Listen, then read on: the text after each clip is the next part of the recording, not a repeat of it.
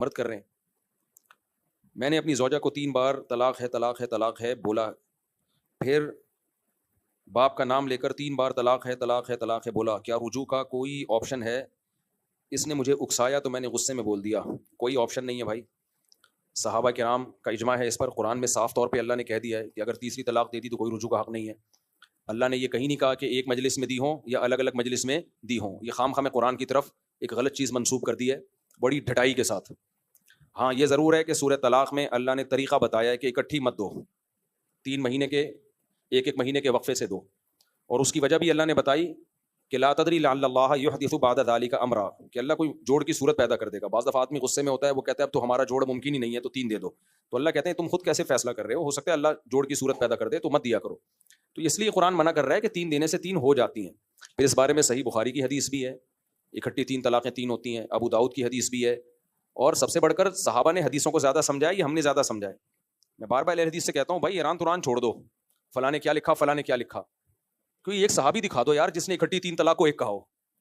عبداللہ بن عباس نے اکٹھی 3 طلاقوں کو 3 کہا، عبداللہ بن مسعود نے اکٹھی 3 طلاقوں کو 3 کہا، حضرت عمر نے اکٹھی 3 طلاقوں کو 3 کہا، حضرت عثمان نے اکٹھی 3 طلاقوں کو 3 کہا، سیدنا علی نے اکٹھی 3 طلاقوں کو 3 کہا، عبداللہ بن عباس نے اکٹھی 3 طلاقوں کو 3 کہا، عبداللہ بن عباس کے شاگرد حضرت عکرمہ نے اکٹھی 3 طلاقوں کو 3 کہا.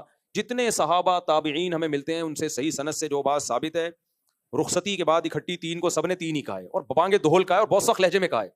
عبداللہ بن عباس سے تو بالکل بے غبار صحیح سند، جس کو اہل حدیث بھی صحیح مانتے ہیں، اتنی واضح سند ہے. ایک شخص 3 طلاقیں دے کے آپ نے فرمایا کہ تم حماقت پہ سوار ہو کے پھر مجھ سے کہتے ہو کہ گنجائش نکالو. تو اللہ سے نہیں ڈرا، اللہ نے تیرے لیے کوئی گنجائش نہیں رکھی ہے.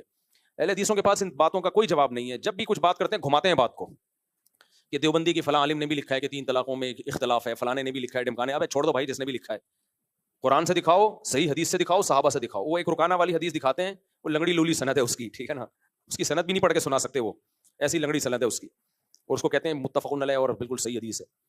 اور ایک محمد بن اسحاق کے طریق سے ایک حدیث ہے حضرت رکانہ کی. محمد بن اسحاق کے بارے میں امام احمد بن حنبل قسم اٹھا کے فرماتے تھے کہ جب یہ مسائل کے بارے میں کوئی حدیث بیان کرے نا، اس کی حدیث حجت نہیں ہے، قسم اٹھا کے کہتے تھے. تو ایسی ایسی لنگڑی لولی حدیثوں کو وہ لا کے لے آتے ہیں قرآن و صحیح حدیث اور قرآن کے مقابلے میں. اور وہ جو صحیح مسلم کی حدیث ہے نبی کے دور میں 3 طلاقیں ایک سمجھی جاتی تھی، اس کے جواب ہم کئی بار ریکارڈ کروا چکے ہیں. اس میں یہ نہیں ہے کہ اکٹھی 3 طلاقیں ایک سمجھی جاتی تھی. وہ بالکل ایسے ہی ہے جیسے جابر بن عبداللہ کہتے ہیں ہم نبی کے دور میں متا کرتے تھے. ہم جواب دیتے ہیں بھائی جو لوگ کرتے تھے وہ نبی کی اجازت سے تھوڑی کرتے تھے، نبی نے تھوڑی کہا تھا کرنے کا. زمانے جاہلیت میں ایک چیز تھی جو منسوخ ہو گئی لیکن بہت سے لوگوں کو پتہ نہیں چلا. تو ایسے ہی 3 طلاقیں زمانے جاہلیت میں ایک سمجھی جاتی تھیں، یعنی رجوع کا حق ہوتا تھا. تو اسلام نے پھر اس حکم کو منسوخ کیا ہے کیونکہ مرد اس سے عورت کو کھیلتے تھے، عورت کے ساتھ طلاقیں دیتے رہتے. جب عدت گزرنے والی ہوتی رجوع کر لیتے، پھر طلاقیں دیتے. تو اللہ نے کہا کہ بھائی 3 کے بعد آپشن نہیں ہے، طلاق کا لفظ زبان سے 3 دفعہ نکال سکتے ہو، لامحدود اختیار اب تمہارے پاس نہیں ہے. زمانے جاہلیت میں لامحدود اختیار تھا.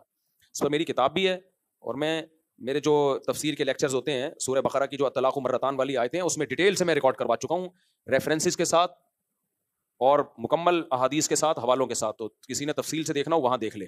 تو 3 طلاقیں دینے کے بعد کسی نے اہل حدیث سے یا کسی سعودی مفتی سے فتویٰ لے لیا، بیوی حلال نہیں ہوگی. سعودیہ کے جتنے بھی مفتی ہیں قابل احترام ہیں، لیکن یہ صحابہ اور 4 اماموں کی خاک کے برابر بھی نہیں ہے، چاہے مکہ مدینہ کے ہوں چاہے مدینہ یونیورسٹی کے ہوں.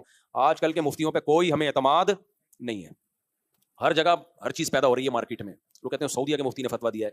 بھائی سعودیہ کے مفتی بھی ہماری طرح گوشت پوش کے بنے ہوئے انسان ہیں. تو صحابہ تابعین قرآن و حدیث واضح، ان کے مقابلے میں کوئی مفتی کسی مفتی کی کوئی حیثیت نہیں ہے. اور یہ بھی میں جب کہہ رہا ہوں جب مان لوں کہ سعودیہ کے مفتی ایسا کہتے ہیں، جبکہ سعودیہ کے اکثر مفتی ایسا نہیں کہتے. سعودیہ کے اکثر مفتی وہی کہتے ہیں جو میں کہہ رہا ہوں. سعودی عرب میں پورا اس پہ اجلاس ہوا تھا 1995 یا 85